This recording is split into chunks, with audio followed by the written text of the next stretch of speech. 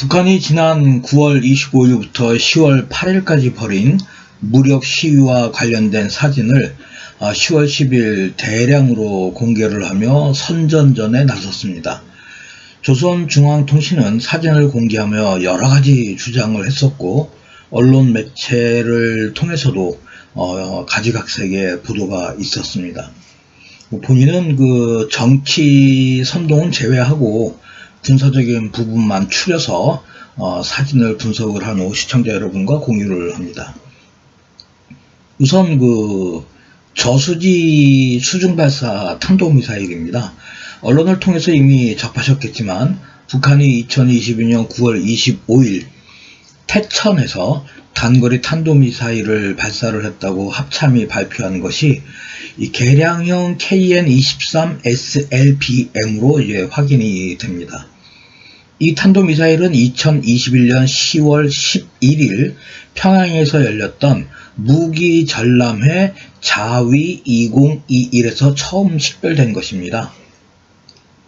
북한은 이와 관해서 우선 그 전술 핵탄두 반출 및 운반이라는 용어를 사용을 했고요.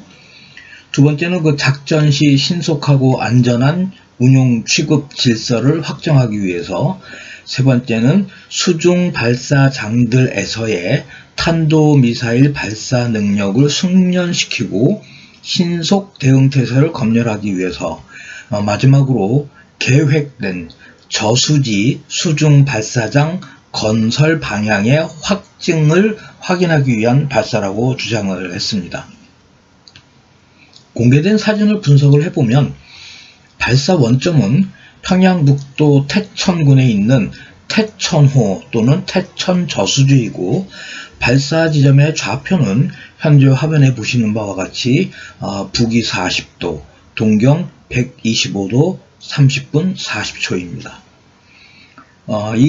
제가 이 지점을 확증을 하는 그 이유는, 그 증거 자료는 지금 이제 화면에 보시듯이 위성 사진과 북한이 공개한 사진의 지형을 분석을 해서 일치한 곳을 찾았기 때문입니다.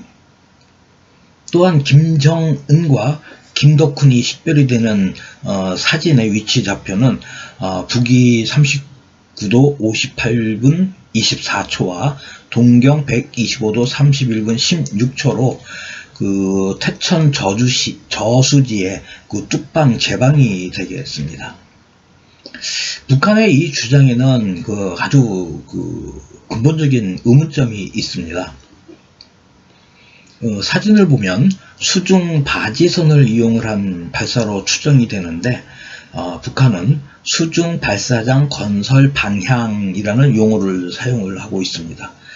또한 이 SLBM이라는 것이 잠수함에 탑재를 하는 탄도미사일이고, 북한은 이미 북극성을 탑재하기 위해서 잠수함을 개발을 한다고 여러 차례 선전전을 진행을 했었는데, 이거와 별개로 느닷없이 저수지에서 SLBM을 발사를 하는 사진을 공개를 했습니다.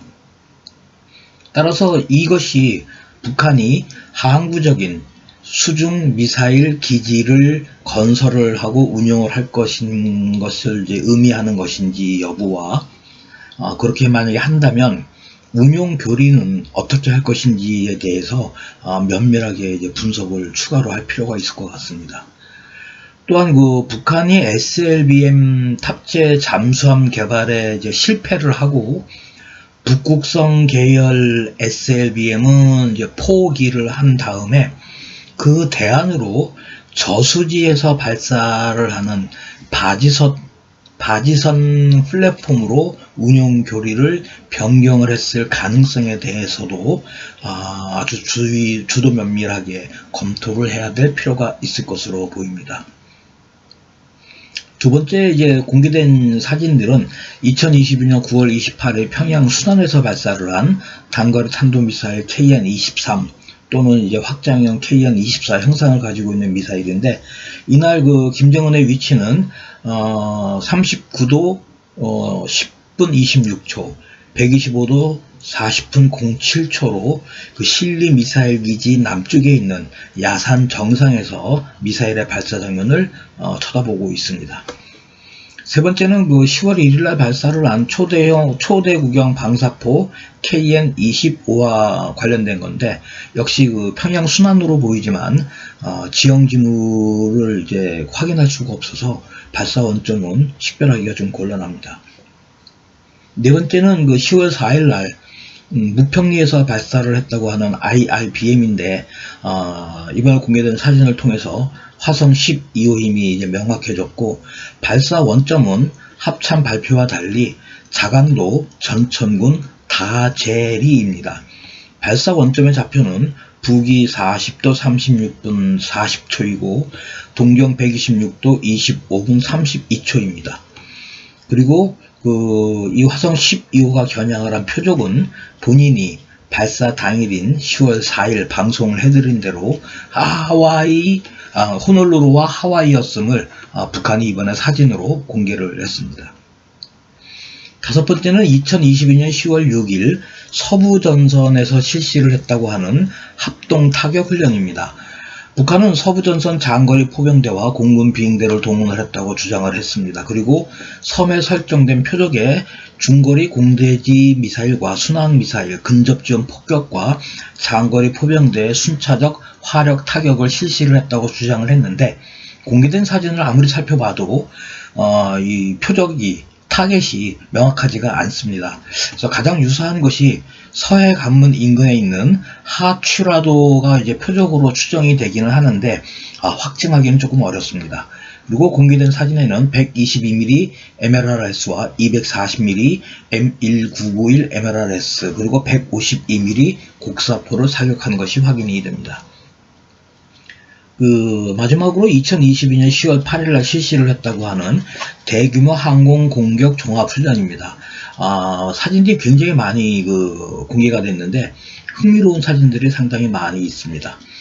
북한은 이 사진을 공개를 하면서 사상 처음으로 각종 전투기 150여 대를 동시 출격시켰다고 스스로 밝히고 있습니다.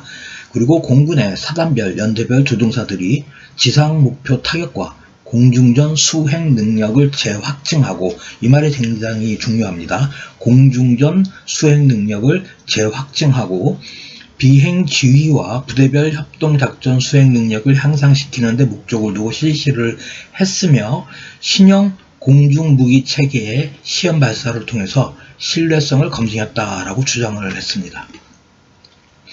사진을 분석을 해보면 훈련 장소는 원산만이고, 훈련을 한 그 표적은 원산만 인근의 좀 외항 쪽에 있는 그 신도라는 섬이 있는데, 그 신도의 부속 도서인 소도가 표적이었습니다.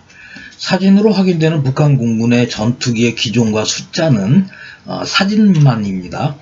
미그 19가 27대, 미그 21이 25대, 미그 23이 9대, 미그 29가 4대, 수호이 25가 20대, 수호이 7이 11대로 총 96대가 확인이 되는데, 중복되는 것들이 있기 때문에 수량이 조금 늘거나 줄을 수도 있을 것 같습니다.